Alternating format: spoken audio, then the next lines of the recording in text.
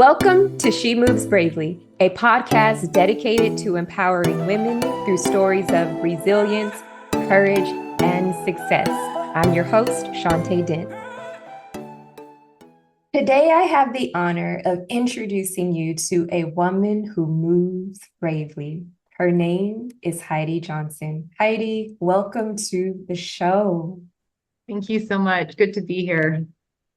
Heidi, for a number of reasons, I am elated that you are here, physically here with us today, able to share your story. You all are in for a story that's going to move you, it's going to touch you, and I believe it will also inspire you. Heidi is a survivor of the Columbine shooting, and the work that she's doing today is incredible as she's changing the lives of so many. And I'm going to let Heidi jump in and share her story, but I am so moved because this heavy trauma that Heidi experienced led her in doing work that you can only do when you have a heart of compassion. Heidi, share your story with our audience. What you have overcome, how you overcame it, and what you're doing today. Yeah, so it's wonderful to be here. I was a survivor of the library, which was the deadliest part at Columbine. So for those who don't know, Columbine was really the first major mass shooting that happened on U.S. soil. And since then, we've seen mass shootings just continue.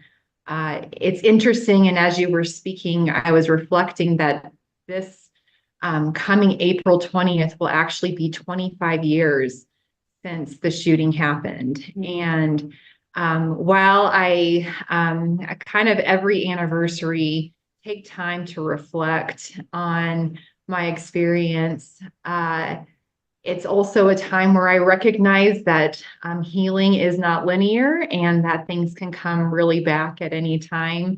And also just learning to continually be grateful to be here and to be able to be living and doing the work that I'm doing and still, I believe, have the capacity to embrace life despite experiencing such horrific trauma.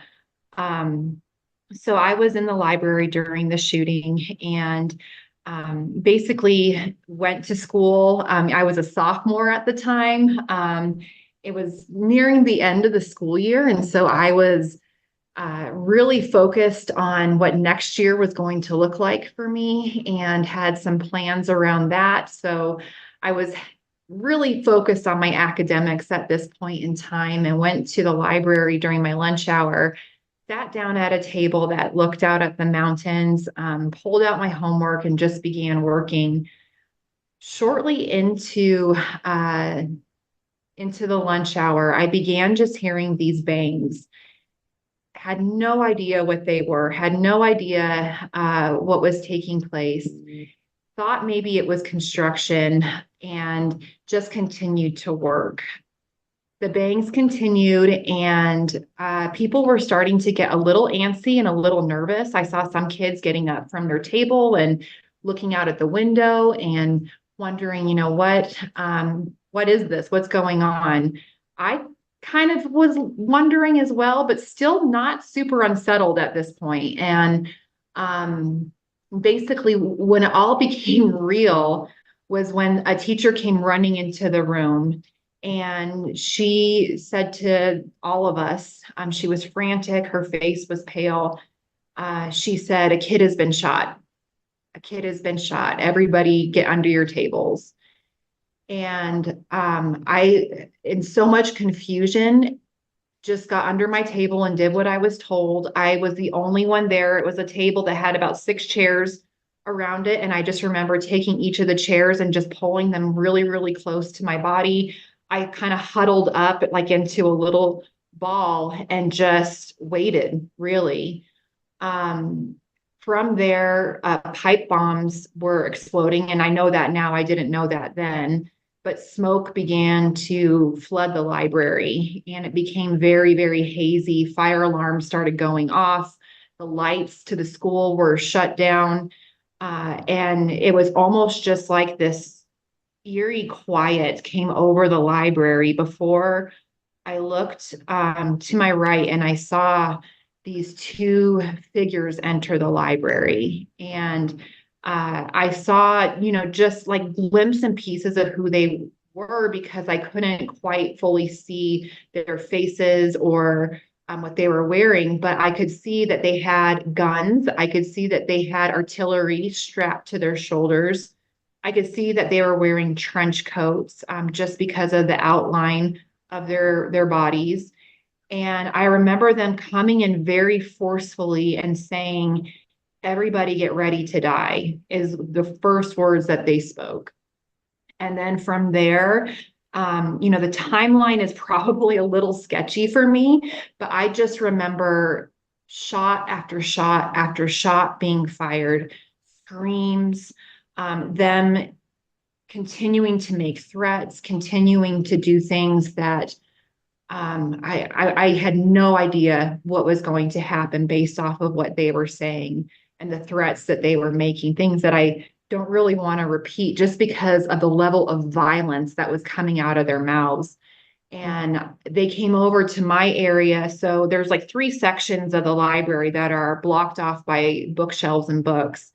They came over to where I was at, and I could see, their boots through the cracks of my table as they were passing by. And I kept thinking, what if I'm next? I had just heard several other of my classmates get shot. What if I'm next? They're clearly here to kill all of us. There's no rhyme or reason for who they're killing or not killing. They're just wanting to kill as many people as possible.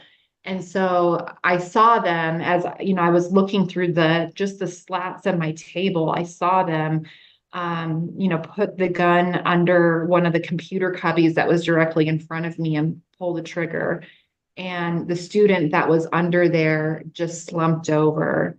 And then I saw them do the same to the computer cubby right next to that. And then they continued to shoot all around my table. Eventually they came kind of close to where I was sitting and they were having a conversation and they were talking about their next moves and saying, why don't we go downstairs and activate the bomb? Which we know now they had a huge propane tank bomb that they had planted in the cafeteria that hadn't gone off. They were like, let's go activate that bomb. And they would talk to each other and then they would talk to all of us and they would say, you guys are all going to be dead soon. You're all going to be burning soon. Don't worry. And I remember just thinking as this was happening, I just wanted them out of the library. Like if they're going to activate this bomb, fine. But like their physical presence was so threatening that I just was like, get out of the space. Whatever that means for my life, get out of this space. And so they eventually left the library and I could see that they had left because of where my table was positioned. And I waited a few moments and a few breaths, just kind of figuring out like, what is the next move here? And it's still, obviously in so much shock. And I got up from under my table and I saw one of my friends who was helping out a girl who was under a computer cubby who had been shot in the shoulder, was literally covered in blood, helping her get out. And I think we had like just a short conversation about what do we do next. And we kind of all, I don't even think there was a whole lot of talk, but we all just kind of started moving towards this hallway that I didn't even know was there. And I saw this room, this door that was locked. And I was like, maybe we can hide in here. And somebody's like, no, there's an exit. We can go out this exit. And so I just remember running to this exit and like, how you push against the door and like it makes that like sound. I just remember like slamming into that and getting outside. And what the feeling to be outside was like I had made it. I had survived this. I had gotten away. There was a cop car that was there that was motioning to us to come get behind this. We'll protect you basically. And they had their guns pointed at the school. I don't think they knew what was happening. I don't think they knew what they were doing. And we got behind the cop car and literally just waited until another cop car could pick us up and take us to a nearby cul-de-sac. So, post that's like the crux of the trauma that I went through that day. It ended up taking my parents a very long time to get me. After it had happened, I was kind of locked there. And post Columbine, I mean, and the trauma that brought to me, it and having so much time to now reflect on it as an adult 25 years later, I'm realizing just how that stripped me down to base survival, where I felt like my life was over. And I remember sitting under that table and, just seeing pictures of my family, my friends, my pets, and wondering if I'd ever see them again, almost like looking through a photo album. And what an event like that does is it just strips you down to your base humanity because you have really nothing else. Like you're in complete and total survival at that point. And so, in the process of me healing and finding wholeness despite going through this, I will say that on the other side of it, I recognize what survival means and looks like in and around the world. And I feel like that's one of the reasons why I feel so compelled to do the work that I do in global development, which is building and establishing programs where people have very low access to the basics like water or healthcare. And, people die on a regular basis needlessly from preventable deaths. And so I always wondered why I was so passionate about the work that I do. And I think that I'm starting to understand that it started, at Columbine and really having the sense of what it means to be in this place of extreme fight or flight. And when you're just trying to make it and you're just trying to survive, and then recognizing that that is truly the plight of so many people around the world on a regular basis. I had a moment, there are people around the world that go through this on a daily basis. And I feel like I have some level of power to make a change in that. And so it's empowering for me and it's healing for me to do that. Yeah. Heidi, your perspective, your entire perspective is empowering. No one can fathom that amount of trauma unless they are in your shoes. I wouldn't even try to understand the weight of that moment where you knew that every second counted and you didn't know if you would live to see the next second. That amount of fear and trauma is unexplainable. I imagine it's on that level where you can't explain it. You actually have to feel it. And you survived, my goodness. And I want to, of course, visit what you're doing today. It's magnificent work. And I can see it clearly how your level of empathy and compassion increased because of your experience. I want to first revisit when you were able to, in a sense, I guess, settle as best as you can. What was it like returning back to, I almost hate to use the term your new norm, but there's no way you go back to school. You were a sophomore when this happened. Yeah. What was it like going back? Yeah, it's a great question. You go back, you do the same motions, you do the same or similar routines, but you are a completely different person. I look at my life in a lot of ways before Columbine and after Columbine. I think that it forever altered who I am, what I was. And I will say that I didn't initially, and I think mental health has really come so far.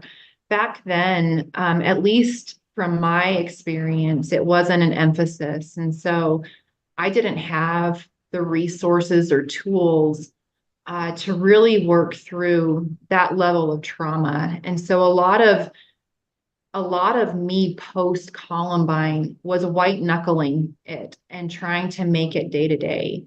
And I was able to do that for several years. I was able to function at a level. I'm still struggling at times, still having major panic attacks, nightmares, struggling to live and exist.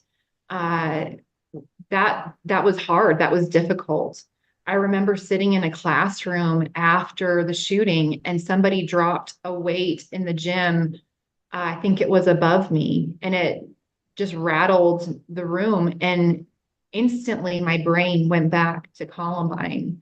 It was little instances like that. Whenever I'd hear fireworks, whenever a car would backfire, whenever I would even see somebody who wore even just something somewhat similar to what Dylan and Eric wore, I would go back to that day. And so I was functioning, but I wasn't thriving. I wasn't whole. I wasn't healthy.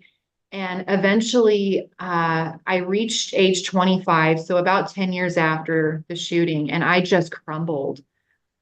Shootings had been increasing in the United States, which re-traumatizes us survivors when we see that. We experience that for ourselves as humans reliving it, but we also experience it on behalf of others who now have to survive what we did and go through what we did. And we hate to know that that's a reality. And so that was happening in the US.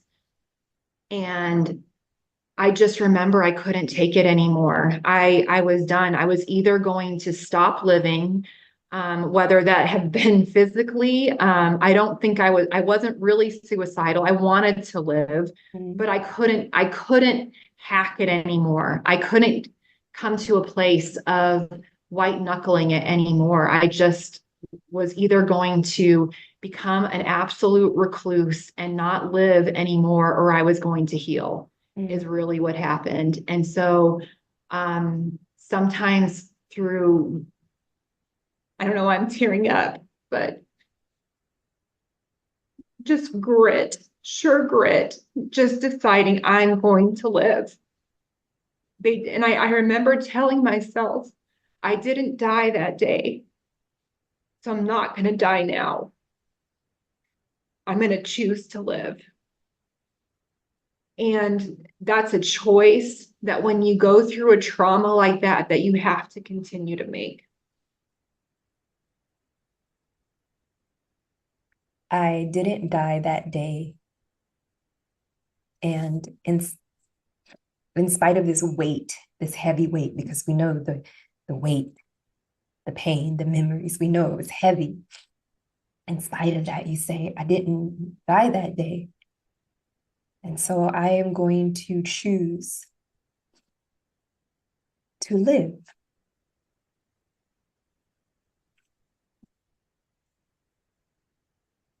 So much hope in those words, Heidi.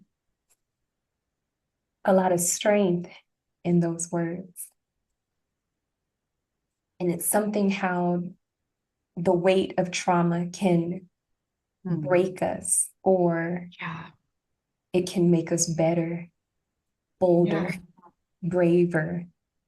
And we see that's what it did in your life. My goodness.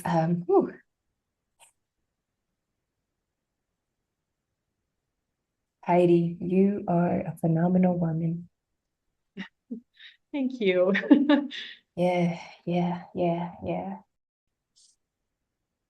When you, as you said, when it all hit you, and 10 years later, it all hit you, it hit you hard, understandably so. Yeah. What did the transition look like in terms of that Mm. step to do your inner work and then transition to, I want to help other people? Yeah, I mean, I pursued counseling, which was wonderful. I received medication, which was also incredibly wonderful. One of the most healing moments for me, though, I went on a trip to South Africa and I honestly had, a savior mentality, thinking I'm going to go and save the day, which is not the case. Like I thought that that was what I was going to do. And truly, I feel like the people there saved me because I just experienced so much joy in people, so much life. I mean, just the level of life that I saw in the villages where we were, where people who I would say by Western standards don't have a whole lot, they're living in poverty. And yet the joy that they had tapped into in that village, where I mean, I just remember it was almost just like burdens had come off me because we were just Mm. dancing in the village and we were singing and carefree. And I feel like something in that trip made me come alive again, where I was able to see what it takes to have life. And so I believe that that is was one of the climactic moments that led to the work that I do now, where I found just such a heart and passion for doing global development work. Yeah. And what I love about your story, Heidi, and what you're sharing with us is in no way do you minimize your experience. In no way do Mm, you minimize your pain. And you also found the power in changing your perspective. mm, I think sometimes we mm.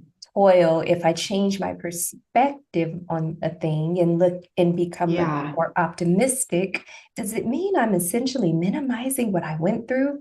And yeah. Heidi is here to say, I'm here to say, absolutely not. Hmm. In no way does it So good. minimize the weight of your experience. That was Yeah. real. It was Yes. detrimental. It took a toll on your well-being, every area really of your life. Mm, And that powerful word, and there is a way, and it might take time. Everyone's time frame is different, but I'm hopeful mm, that there is a way that we can alter our perspective, not in any way to dismiss our experience, mm, alter the perspective so that we can shift and, in a sense, use mm, our experience. And in your situation, which I mm. absolutely honor, it doesn't mean it has to be directly related in the area of Yes. our pain, Yeah. but Yes. your strength, your will, your fight to live, your empathy and compassion. And here's what I Mm. love. You said I went there thinking I was going to be the savior and the hero, but Yes. they saved me. Oh, my goodness. Mm. You're tapping into Mhm. a lot right now, Heidi, because what I'm Mhm. learning, what I've learned, and what I'm hoping our Yeah. listeners will hear is even when we're hurting, there's something about helping Mhm. other people that can Yes. get us up out of that rut. Yep. Yeah, Absolutely. yeah. Hmm. I think that